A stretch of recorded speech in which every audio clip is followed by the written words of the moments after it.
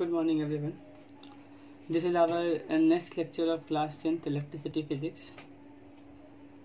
In the previous lecture we have already discussed about electric potential, and now in this lecture we are going to study about electric circuit, which is very important topic in standard 10th. अगर हम लोग एक पीछे का जो पढ़े हैं उसको रिवाइज कर लें तो हम लोगों ने इलेक्ट्रिसिटी के अंदर यह पढ़ा कि अगर कोई करंट किसी कंडक्टर के अंदर मूव करता है तो जब एक कंडक्टर के अंदर करंट मूव करता है तब उसके अंदर इलेक्ट्रिक करंट आता है विच कॉन्स्टिट्यूट इलेक्ट्रिसिटी. सो किसी कंडक्टर के अंदर फ्री इलेक्ट्रॉन्स पहले से मौजूद होते हैं और जब वो फ्री इलेक्ट्रॉन्स एक डायरेक्शन में मूव करने लगते हैं तो उसके अंदर इलेक्ट्रिसिटी आ जाती है या इलेक्ट्रिक करंट आ जाती है. जब एक डायरेक्शन में मूव करने की बात आती है तो सारे के सारे फ्री इलेक्ट्रॉन्स रैंडमली मूव करते हैं, वो एक डायरेक्शन में मूव नहीं करते हैं, या फिर वो ये बोलो कि वो एक डायरेक्शन में ड्रिफ्ट नहीं करते हैं. हमको अगर सारे इलेक्ट्रॉन को एक डायरेक्शन में ड्रिफ्ट करवाना है तो इसके लिए हमको एक सोर्स लगाना होगा इलेक्ट्रिक पोटेंशियल का, and that source of electric potential what we call terminal voltage that we give with the help of electric cell और बैटरी. इलेक्ट्रिक पोटेंशियल में पिछले स्लाइड में पढ़े थे, और इलेक्ट्रिक पोटेंशियल का पढ़ने का वजह यही था क्योंकि अगर इलेक्ट्रॉन को एक पॉइंट से दूसरे पॉइंट में मूव कराना है किसी कंडक्टर के अंदर, एक यूनिट से दूसरे यूनिट मूव कराना है, तो what we have to do, we have to supply electric potential with the help of battery और सेल. सो जब आप किसी कंडक्टर के अंदर इलेक्ट्रिक करंट फ्लो कराओगे, इलेक्ट्रॉन फ्लो कराओगे in specific direction with the help of cell और battery, तब आपको इलेक्ट्रिसिटी मिलेगी.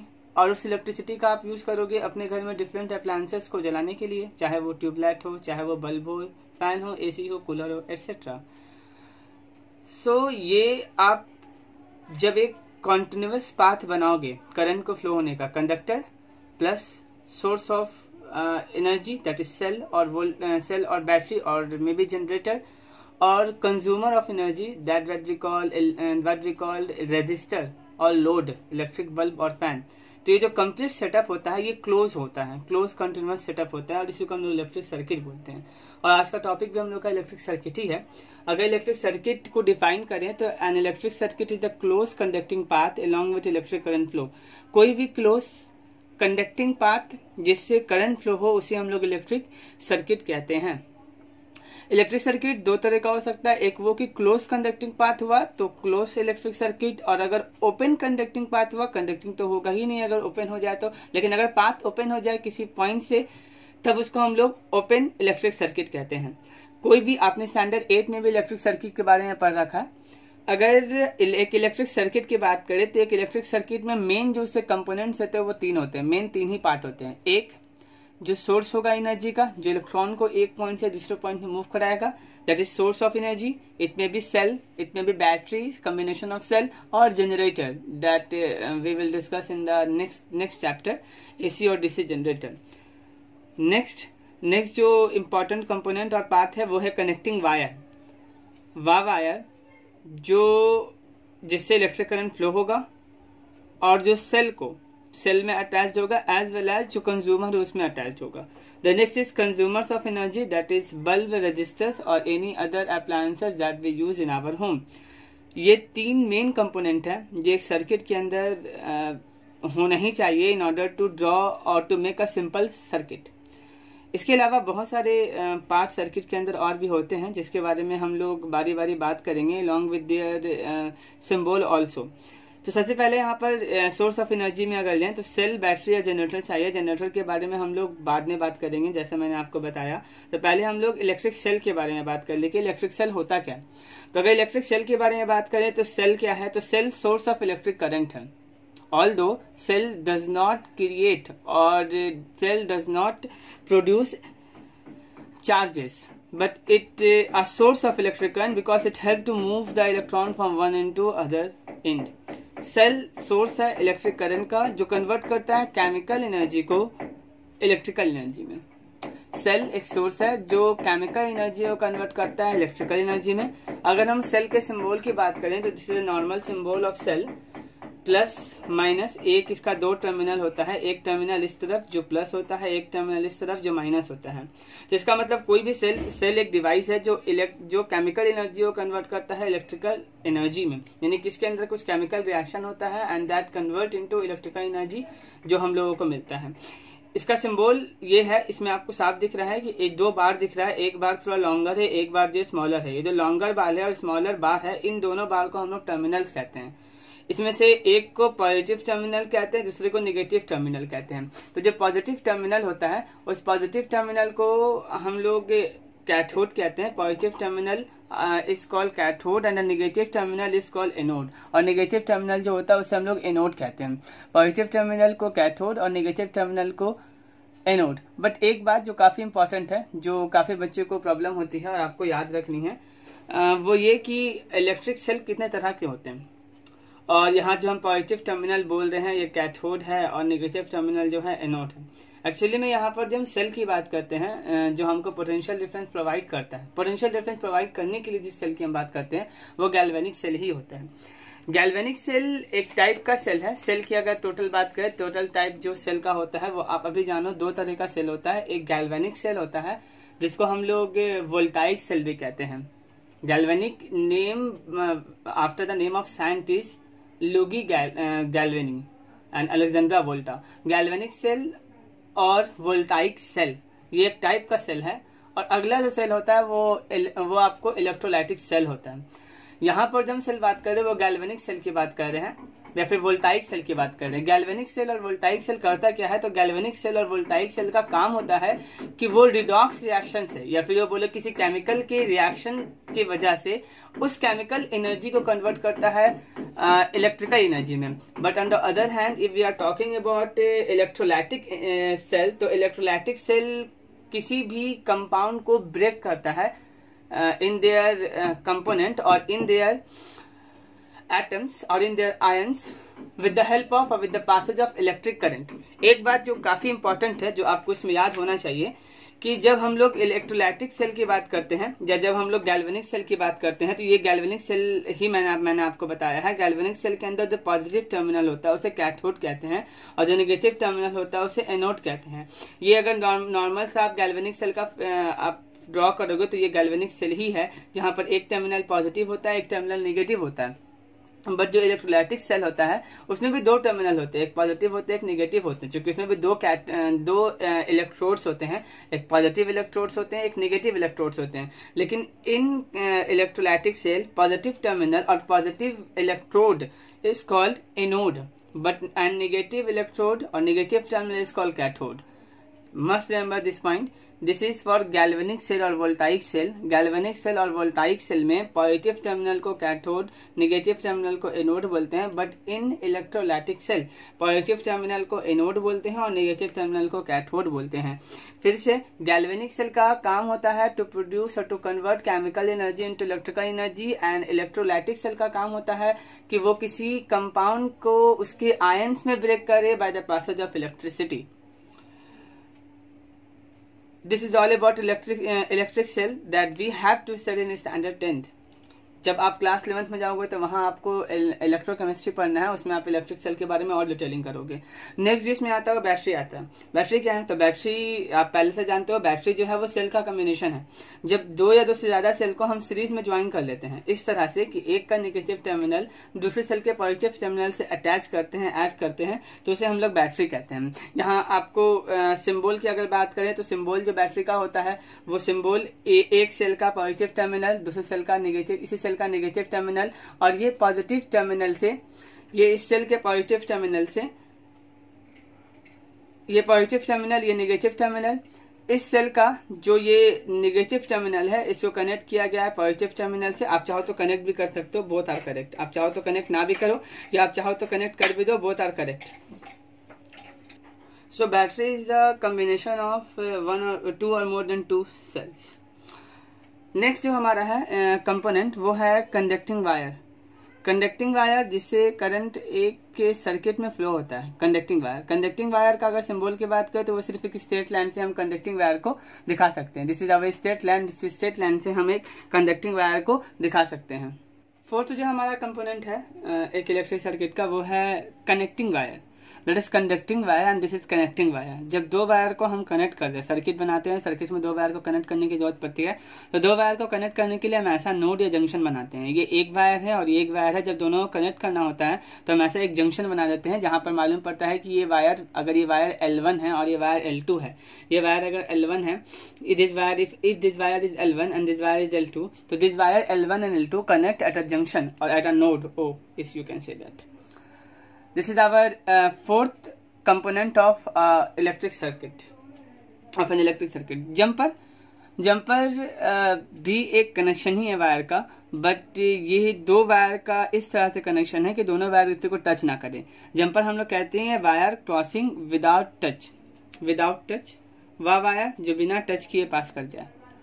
दो वायर हो लेकिन दो वायर इसको क्रॉस करे लेकिन टच ना करे। इसमें दो वायर है जिसको को टच किया था, इसमें टच ना करे, इसमें जंपर कहते हैं। इसका सिंबल काफी इजी है। ये एक वायर है L1, ये दूसरा वायर है L2, ये एक वायर है L1 और ये दूसरा वायर है L2, और ये L2 वायर जो है L1 को क्रॉस किया है बिना टच किए। नेक्स्ट जो होता है हमारा इलेक्ट्रिक बल्ब होता है। इलेक्ट्रिक बल्ब आप जानते हो, ये इलेक्ट्रिक बल्ब की अगर बात करें तो इलेक्ट्रिक बल्ब जो है एक रजिस्टर ही है, कंज्यूमर ऑफ एनर्जी है, एनर्जी कंज्यूम करता है। इलेक्ट्रिक बल्ब ऑन हो सकता है या ऑफ हो सकता है। जब ऑन होगा तो इसके सिंबल हम इस तरह से दिखा सकते हैं, एक सिंबल और होता है वो भी आप दिखा सकते हैं। इसमें हम लोग यहाँ पर एक गोल सर्कल बना देते हैं। ऑफ में यहाँ से लाइट इल्यूमिनेट नहीं करेंगे बस। स्विच की बात करें, स्विच को हम लोग की ये बोलते हैं, ऑन का सिंबल स्विच का ये होता है, ये होता है, ऑफ का सिंबल ये होता है या फिर ये होता है। दो सिंबल आप याद रखेंगे, दोनों के लिए बेहतर होगा। 8 नंबर में जो हमारा कंपोनेंट है वो है गैल्वेनोमीटर। गैल्वेनोमीटर क्या है? तो गैल्वेनोमीटर एक डिवाइस है।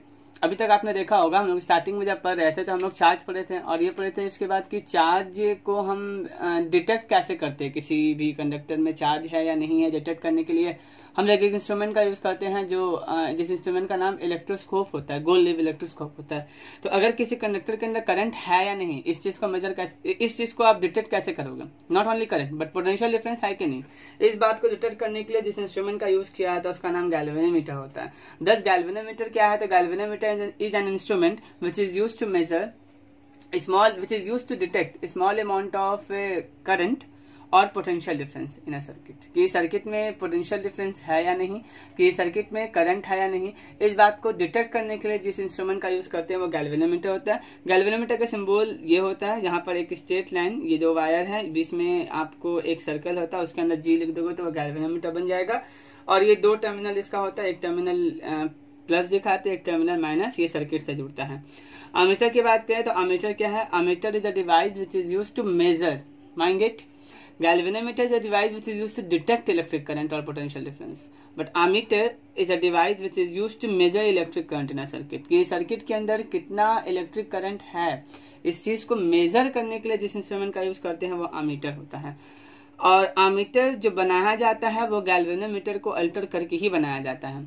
जब गैल्वेनोमीटर का आप क्लास 12 में गैल्वेनोमीटर के बारे में पढ़ोगे तो गैल्वेनोमीटर में हम लोग शंट यूज करके, जो एक रजिस्टर है, लो वैल्यू रजिस्टर और हाई वैल्यू रजिस्टर्स को यूज करके हम अमीटर और वोल्टमीटर रिस्पेक्टिवली बना सकते हैं।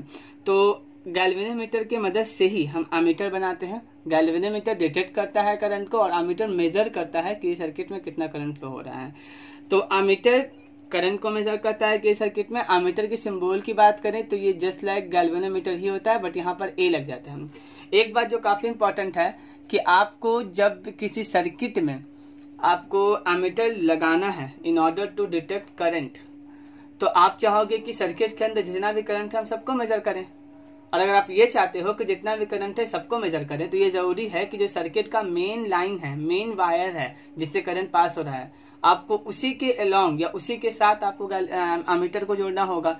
इसके लिए ये जरूरी है कि अमीटर का रेजिस्टेंस बहुत कम हो, क्योंकि अगर रेजिस्टेंस रुकावट ज्यादा होगा अमीटर में तो करंट को वो अपोज कर देगा और सर्किट के अंदर करंट अल्टर हो जाएगा।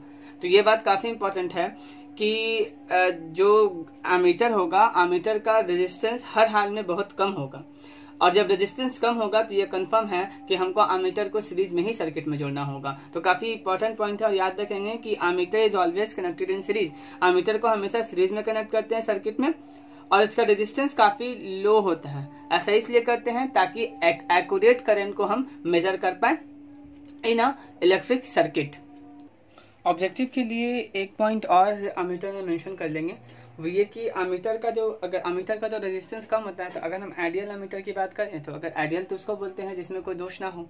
इसका मतलब अगर हम आइडियल अमीटर की बात करें तो आइडियल अमीटर का जो रेजिस्टेंस होगा वो 0 होगा। Remember this, resistance of an ideal ammeter is 0। Now the next component is voltmeter. Voltmeter is also derived from galvanometer, and voltmeter is a device which is used to measure electric potential, or more appropriate terminal voltage or normal voltage across terminals. अभी आप यहाँ पर समझ लो कि potential difference और terminal voltage के बीच का अंतर क्या होता है। तो पोटेंशियल डिफरेंस का ही 2 पार्ट होता है। पोटेंशियल डिफरेंस को अगर हम लोग पोटेंशियल डिफरेंस को समझे तो पोटेंशियल डिफरेंस को हम 2 भाग में बांट सकते हैं। एक को बोलते हैं ईएमएफ, इलेक्ट्रोमोटिव फोर्स, और दूसरे को बोलते हैं टर्मिनल वोल्टेज। आपके पास एक सर्किट है, एक सर्किट में आपने सिर्फ वायर लगाया है, स्विचेज लगाया है, और उस सर्किट में आपने एक बैटरी लगाया है, लेकिन आपने अभी सर्किट को ओपन रखा है, क्लोज नहीं किया है, मतलब स्विच टैप नहीं किया, स्विच ऑन नहीं किया, सर्किट से कोई करंट फ्लो नहीं हो रहा है, बल्ब ग्लो नहीं हो रहा है। उस समय दोनों बैटरी के टर्मिनल के बीच का जो पोटेंशियल डिफरेंस होता है उसको बोलते हैं ईएमएफ, इलेक्ट्रोमोटिव फोर्स।